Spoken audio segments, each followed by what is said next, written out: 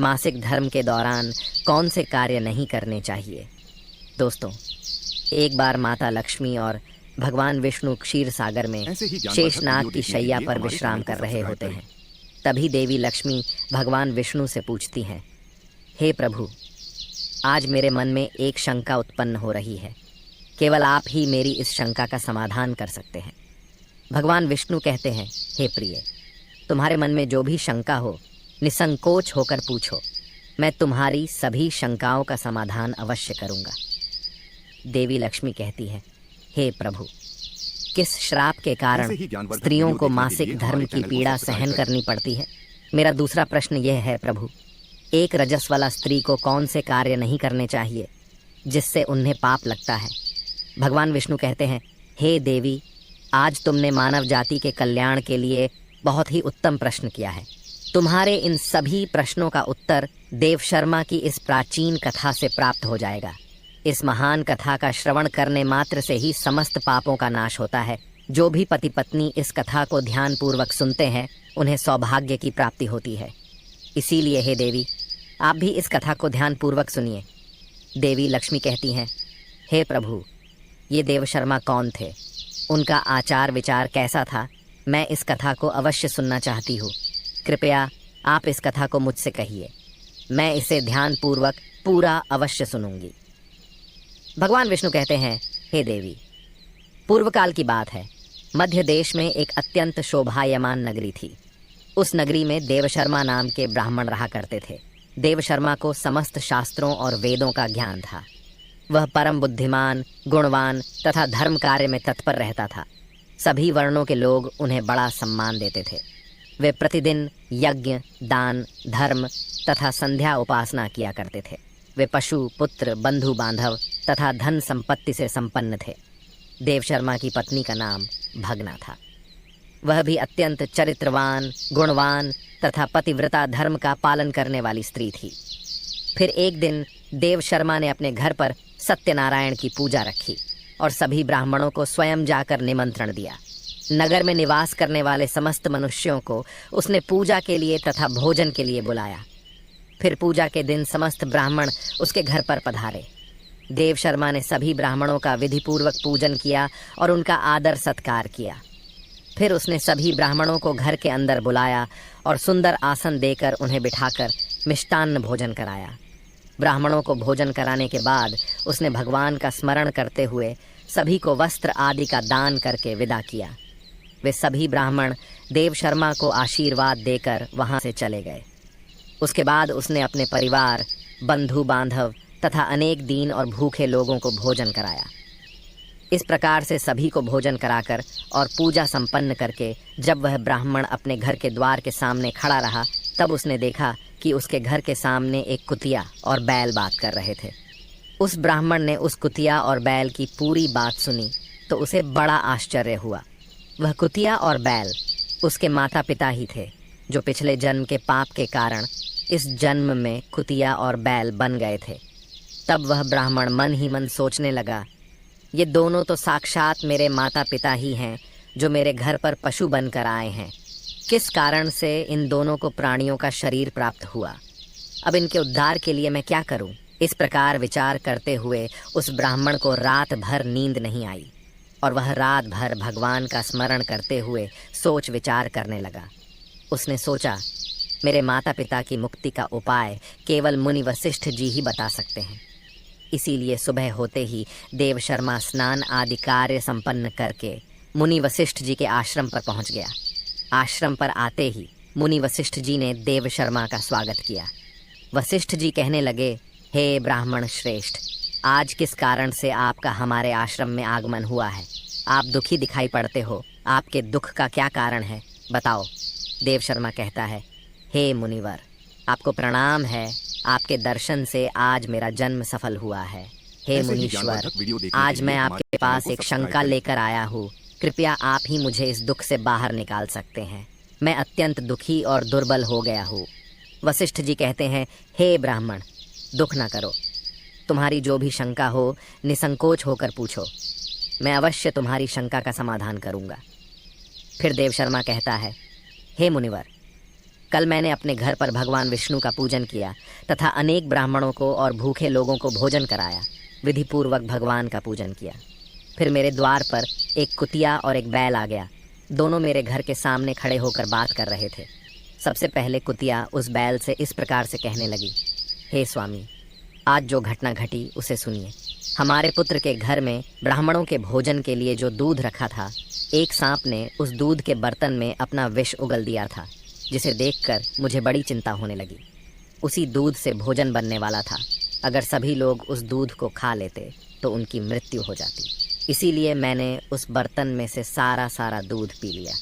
जब बहू की दृष्टि मुझ पर पड़ी तो उसने मुझे खूब पीटा, जिसे मेरा अंग भंग हो गया। मुझे बहुत पीड़ा हो रही है, इसी कारण से मैं लड़खड़ाते हुए चल रही हूँ। मुझे ये पीड़ा सहन नहीं हो रही है। कुतिया की बात सुनकर वह बैल बहुत दुखी हुआ और वह खुद का वृतांत सुनाने लगा। हे प्रिय, अब मैं तुम्हें मेरे दुख का कारण सुनाता हूँ। मैं पूर्व जन्म में इस ब्राह्मण का पिता था।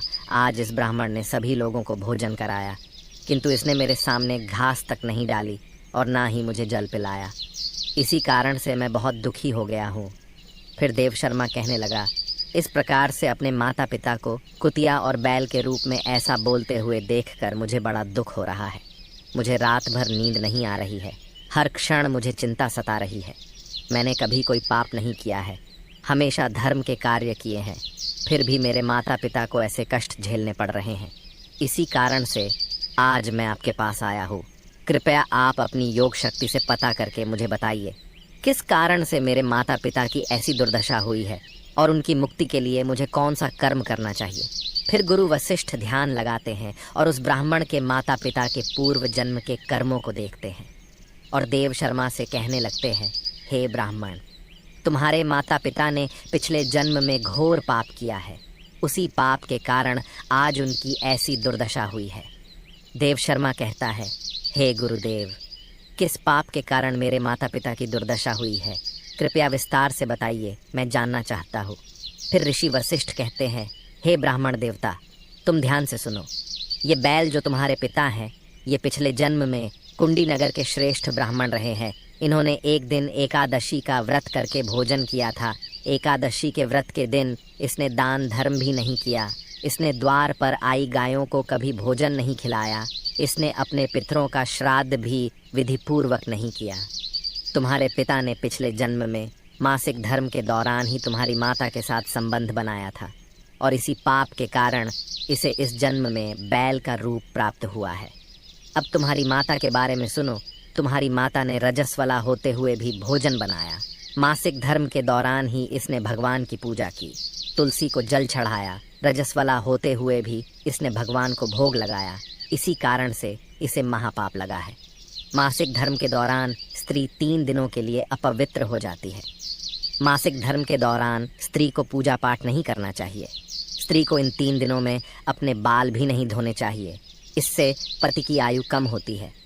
मासिक धर्म के दौरान पेड़ पौधों को स्पर्श ना करें। रजस्वला स्त्री के साथ संबंध भी नहीं बनाना चाहिए। जो पुरुष रजस्वला के साथ संबंध बनाता है उसे ब्रह्म हत्या का पाप लगता है। जो रजस्वला के वस्त्रों को स्पर्श करता है उसे भी पाप लगता है। रजस्वला स्त्री के शरीर में 3 दिनों तक ब्रह्म हत्या का पाप निवास करता है और चौथे दिन ही वह स्नान करके पवित्र हो जाती है। चौथे दिन स्नान करने के पश्चात रजस्वला स्त्री को अपने पति का मुख देखना चाहिए, अन्य किसी पुरुष का मुख नहीं देखना चाहिए। यदि पति समीप ना हो तो सूर्यदेव के दर्शन करने चाहिए। गुरु वशिष्ठ कहते हैं, हे ब्राह्मण, इसी पाप के कारण तुम्हारे पिता को बैल और तुम्हारी माता को कुतिया का जन्म प्राप्त हुआ है। देव शर्मा कहता है, हे मुनीश्वर, अब आप मुझे मेरे माता पिता की मुक्ति के लिए उपाय बताइए। वशिष्ठ जी कहते हैं, हे ब्राह्मण, तुम किसी भी अमावस्या के दिन अपने माता पिता की मुक्ति के लिए श्राद्ध तथा तर्पण करो और दान धर्म करो। गाय की सेवा करो और गौ माता को मिष्ठान्न खिलाओ और अपने माता पिता की मुक्ति के लिए भगवान से प्रार्थना करो। फिर ब्राह्मण वही करता है और फिर उसके माता पिता को समस्त पापों से मुक्ति मिलती है। भगवान विष्णु माता लक्ष्मी से कहते हैं, हे देवी, मैंने तुम्हें रजस्वला स्त्री को कौन से कार्य नहीं करने चाहिए इस विषय में बता दिया है। अब मैं तुम्हें बताता हूँ किस कारण से स्त्री को मासिक धर्म से गुजरना पड़ता है। सत्ययुग में कालकेय नाम से प्रसिद्ध दानव हुआ करते थे। दानव होने के कारण उनका स्वभाव उग्र था और वे हमेशा ही युद्ध करने के लिए तत्पर रहते थे। फिर एक दिन सभी दानव वृत्रासुर के साथ मिलकर स्वर्गलोक पर चढ़ाई करने लगे। उन असुरों के पास भयंकर शक्तिशाली अस्त्र थे जिसका देवता सामना न कर सके और भागकर ब्रह्मदेव के पास चले गए।